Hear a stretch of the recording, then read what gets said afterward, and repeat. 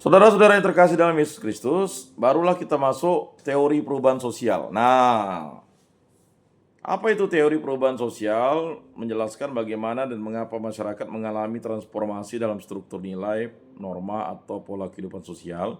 Ada beberapa teori utama yang menguraikan penyebab dan mekanisme perubahan sosial, yaitu yang pertama teori evolusi. Kita tahu teori yang terkenal adalah teori evolusi Darwin. Nah, Darwin ini dia memahamkan dirinya, ingat memahamkan dirinya kan, sehingga dia mau nyampaikan kepada orang lain bahwa manusia itu ya kan berevolusi. Nah, jadi karena dia marah benar dengan gereja Katolik, dia ingin terjadi pemusnahan massal, ya, sehingga ya dia ingin mendapat suatu teori kan. Nah, maka teori Charles Darwin itu, ya kan bukan manusia dari kera sebenarnya. Ada primata atau dari mamalia laut, itu dia berkembang menuju ke darat, kemudian dia bisa berjalan, tetapi tangannya tetap panjang, terus, dan pada suatu titik dia berubah menjadi Homo sapien. Nah, itu kan pemahaman manusia, ya, pada saat ya orang menemukan teori-teori yang sebenarnya tidak relevan lagi untuk sekarang. Karena orang bisa paham ya bagaimana menemukan ayah ibunya ya dengan menggunakan yang namanya tes DNA. Nah, teori evolusi melihat perubahan sosial sebagai proses evolusi bertahap dari masyarakat sederhana menuju masyarakat yang kompleks. Kalian adalah hasil dari yang disebut dengan teori evolusi ya, tetapi evolusi dalam artian bukan evolusi binatang. Misalnya yang tidak mungkin kuliah menjadi mungkin karena kalian mau kuliah. Ya, yang dari kampung Udik misalnya kan, setelah dia kuliah apa yang terjadi? Dia direkrut menjadi PNS, bekerja dan menjadi sosok idola atau yang mengagumkan bagi kelompok-kelompok tertentu. Nah, teori evolusi ini ya, kita tahu ada seorang sosiolog yang luar biasa yang namanya Auguste Comte. Ya, bapak sosiologi ya. Lalu Herbert Spencer, ya sama-sama bapak sosiologi juga Herbert Spencer, adalah tokoh yang berpengaruh dalam teori ini.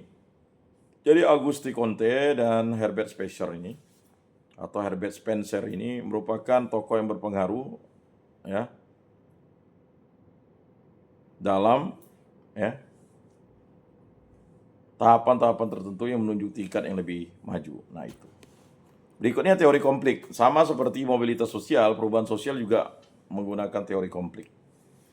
Teori ini yang berakar pada pemikiranku memandang perubahan sosial sebagai hasil dari ketegangan dan konflik antara kelompok sosial, terutama konflik antara kelas kaya dan kelas pekerja. Jadi, Karl Marx itu menemukan konflik yang terjadi itu ada perbedaan kelas buruh dengan kelas yang bukan buruh. Mengapa terjadi gelombang protesan besar-besaran? Ya karena haknya dari buruh itu tidak dikasih. Atau ada kesewenang-wenangan karena pemerintah ya. Nah, selanjutnya ada teori fungsionalisme. Teori ini menekankan bahwa perubahan sosial terjadi untuk menjaga keseimbangan dan stabilitas dalam masyarakat. Perubahan dianggap sebagai respon terhadap ketidakseimbangan atau disfungsi dalam sistem sosial. Nah, saudara-saudara yang terkasih, teori fungsionalisme juga diperkenalkan oleh Talcott Parsons tadi ya. Jadi dalam mobilitas sosial, Talcott Parsons memperkenalkan ya bahwa ya dia menyoroti Talcott Parsons ini ya. Dia menyoroti bahwa ya ada teori interaksionalisme simbolik ya kan. Kemudian ya Talcott Parsons ini ya sebelum Karl Marx itu tadi ya menggunakan namanya teori fungsionalisme. Nah, begitu juga dengan perubahan sosial. Ya. Jadi perubahan sosial itu Talcott Parsons tokohnya berpendapat bahwa ketika suatu elemen dalam masyarakat mengalami perubahan, elemen lain akan menyesuaikan diri untuk mencapai keseimbangan kembali. Jadi, ya apakah kita sudah mencapai keseimbangan Saudara-saudara yang terkasih, hati-hati ya, kita tidak mencapai keseimbangan loh. Kita mencapai penurunan ya. Mengapa? Karena terjadi yang namanya ya berbagai macam degradasi. Ya. Maka tokoh seperti Tucker Parsons berpendapat bahwa ketika suatu elemen menjadi masyarakat mengalami perubahan, elemen lain akan menyesuaikan diri untuk mencapai keseimbangan kembali. Contohnya, perubahan dalam bidang ekonomi akan memicu penyesuaian dalam bidang pendidikan dan politik untuk menjaga kestabilan sosial. Nah, itu kuncinya. Ya, mengapa Presiden Prabowo ya tetap mempertahankan Sri Mulyani di bidang ekonomi?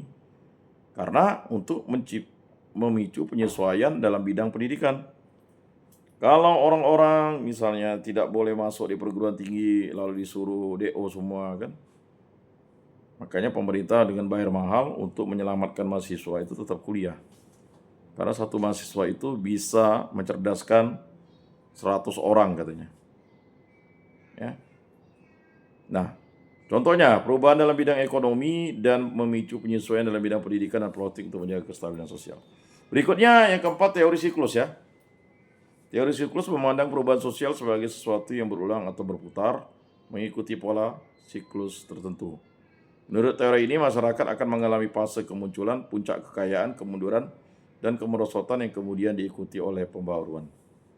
Nah, ini adalah teori-teori yang dilaksanakan dalam teori revolusi Prancis. Mengapa? Karena orang tidak lagi diajak untuk menjadi pegawai negeri, tetapi orang diajak untuk menjadi pribadi yang berguna bagi bangsa dan negara. Berikutnya teori modernisasi. Nah, teori yang sering dipakai oleh anak muda zaman now ya. Teori ini menyatakan bahwa perubahan sosial terjadi ketika masyarakat berkembang dari tradisional yang menjadi modern, terutama dalam melalui adopsi tentang industrialisasi dan pendidikan. Nah, ini proses industrialisasi pendidikan sudah terjadi ya. Nah, banyak perguruan tinggi itu kehilangan mahasiswa karena kompetensi dia rendah. Ya. Tetapi kompetensi rendah itu ya mengakibatkan yang namanya keuntungan sebenarnya bagi orang-orang yang melaksanakan hal-hal tersebut secara rendah. Nah, menurut teori tadi, perubahan ke arah modernitas akan membawa kemajuan dalam ekonomi, kesehatan, dan pendidikan. Ya, ada baiknya, ada buruknya begitu. Dampak sosial dari hal ini, tapi kita tidak menganalisa sampai di sana ya. Negara-negara berkembang seringkali dianggap mengikuti jalur modernisasi untuk mencapai kemampuan yang setara dengan negara lain maju. Jadi kita tahu bahwa ya negara ya yang mengikuti jalur modernisasi untuk mencapai kemajuan yang setara dengan negara maju itu seperti misalnya RRC ya. Nah, RRC itu kan melakukan itu. Jadi apapun yang terjadi dia akan selalu menjual handphone yang lebih murah kepada konsumen. Nah, untuk melakukan perlawanan terhadap produk-produk Eropa atau Amerika. Berikutnya yang keenam, teori ketergantungan, dependensi teori ya.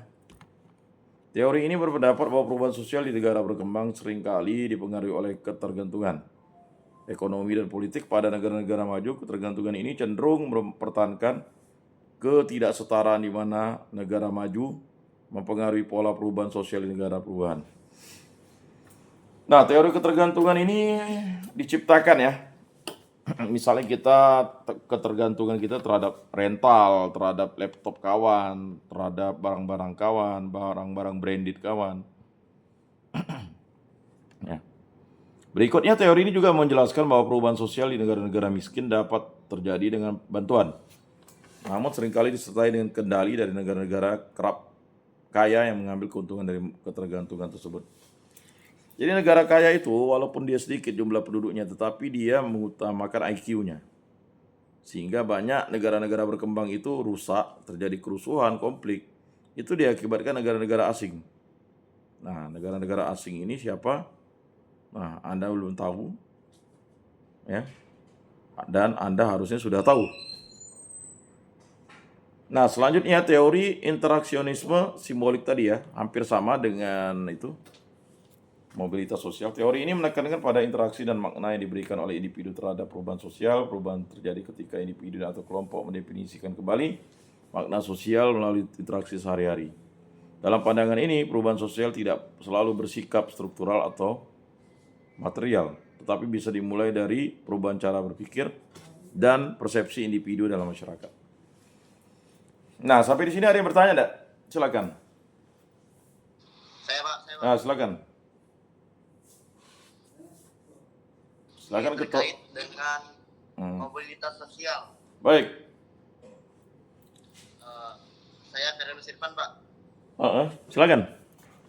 Ya, bagaimana pandangan Gereja Katolik terhadap mobilitas sosial, khususnya dalam konteks upaya untuk meningkatkan kesejahteraan kita sebagai umat melalui pendidikan dan pelayanan sosial? Ya, ada 3 upayanya. Yang pertama adalah melaksanakan yang namanya sosialisasi. Ya. Nah, dalam bahasa kita itu pewartaan. Jadi dalam bahasa Gereja Katolik itu pewartaan. Misalnya tentang dokumen Fratelli Tutti dan dokumen Laudato Si. Laudato Si kan tentang lingkungan hidup. Fratelli Tutti ya tentang yang namanya persaudaraan sejati. Berikutnya yang kedua melakukan kampanye-kampanye yang sifatnya global. Kampanye yang dilakukan itu adalah semacam mempertunjukkan atau menampilkan hal-hal yang sifatnya pekerjaan baik, karya baik, proyek baik, Nah itu. Contohnya misalnya membuang sampah pada tempatnya, kemudian misalnya perhatian terhadap orang-orang termarginalisasi dan sebagainya. Ya, itu tadi sosialisasi, kemudian yang tadi ada kampanye, yang kedua, yang ketiga keteladanan.